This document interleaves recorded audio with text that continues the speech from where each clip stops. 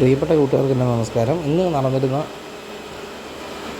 10th level prelims മെയിനായിട്ട് secretariat OA, കുറച്ച് peon തസ്തികകൾ, ഒരു ലാബ് അറ്റൻഡർ, ലാബ് അസിസ്റ്റൻറ്റ്, ആ ഒരു തസ്തികയിൽ നടന്ന പരീക്ഷയാണ്. ഏകദേശം ഞങ്ങളും എക്സാം എഴുതിയിരുന്നു. 4ഓളം പരീക്ഷകൾ ഞങ്ങൾക്ക് ഉണ്ടായിരുന്നു.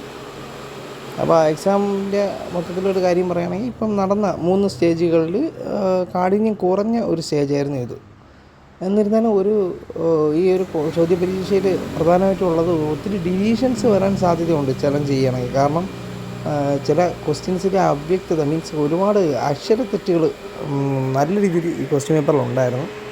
അതുകൊണ്ട് അതിൻ്റെ കാരണവും പിന്നെ മാത്സിലെ ഒരു ക്വസ്റ്റ്യൻ 2 ഉത്തരങ്ങൾ വരാൻ സാധ്യതയുള്ളൂ. അങ്ങനെയുള്ള ക്വസ്റ്റ്യനൊക്കെ ഡിലീഷൻ വരികയാണെങ്കിൽ ഇതിൽ കുറച്ചുകൂടി കട്ട് ഓഫ് കുറയാനും സാധ്യതയുണ്ട്, ഡിലീഷൻ ഒരുപാട് കൂടുകയാണെങ്കിൽ.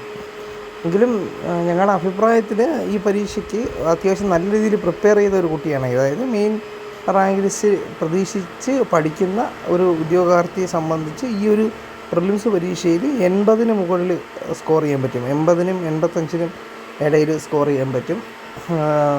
ഒരുപാട് ക്വസ്റ്റ്യൻസ് കൂട്ടി അറ്റൻഡ് ചെയ്ത ഉദ്യോഗാർത്ഥികൾക്കും ഒരു 75-നും 80-നും ഇടയിൽ സ്കോർ ചെയ്യാൻ പറ്റും.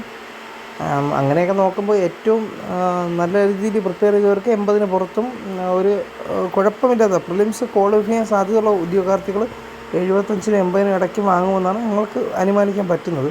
പക്ഷേ ഇതിൻ്റെ ഡിലീഷൻ ഒക്കെ വരുമ്പോഴത്തേക്ക് നിങ്ങൾക്ക് ക്വസ്റ്റ്യൻസ് ഡിലീറ്റൊക്കെ ആയി പോകുമ്പോൾ നിങ്ങളുടെ പലരുടെയും മാർക്കൊക്കെ വേരിയേഷൻ വരാം.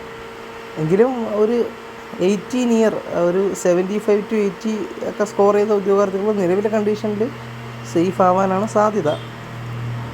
നിങ്ങൾക്ക് തന്നെ അറിയാം, സെക്രട്ടേറിയറ്റ് OA പോലുള്ള തസ്തികയ്ക്ക് വലിയ ടഫ് പരീക്ഷ ആയാൽ പോലും കട്ട് ഓഫ് ഉയർന്നു തന്നെ നിൽക്കുന്ന ഒരു സെക്ഷനായിട്ടുള്ള പരീക്ഷയാണ്. പിന്നെ അതുകൂടാതെ ഈ ക്വസ്റ്റ്യൻസ് എല്ലാം കുറച്ച് ലളിതമായിരുന്നു. ഒരുപാട് കൺഫ്യൂസിങ് ഫാക്റ്റ് ഉള്ള ക്വസ്റ്റ്യൻസും ഇതിൽ ഉൾപ്പെടുത്തിയിട്ടുണ്ട്. പക്ഷേ അങ്ങനെയുള്ള ചോദ്യങ്ങൾ എനിക്ക് തോന്നുന്നു ഒരു 15 ചോദ്യം അത്രേ ഉള്ളൂ. ബാക്കിയെല്ലാം തന്നെ ലളിതമായിരുന്നു. മാത്സിലൊരു 2 ചോദ്യവും പിന്നെ മറ്റുള്ള എക്സാമിൽ നിന്ന് പഴയ ഒരു ക്വസ്റ്റ്യനൊക്കെ വന്നു. അതൊക്കെ പഴയ പ്രീവിയസ് ക്വസ്റ്റ്യനാണ്. ഈ വടകരയൊക്കെ ഉത്തരം വരുന്ന ചോദ്യം, അതൊക്കെ പഴയ പണ്ട് കാലത്ത്. ഇപ്പോഴത്തെ ഉദ്യോഗാർത്ഥികളാരും ചിലപ്പം കേട്ട് കാണത്തില്ല ആ ഒരു ചോദ്യം. കാരണം പഴയ ക്വസ്റ്റ്യൻ പേപ്പർ വർക്കൗട്ട് ചെയ്താലേ അത് ചിലപ്പം കിട്ടണമെന്നുള്ളൂ.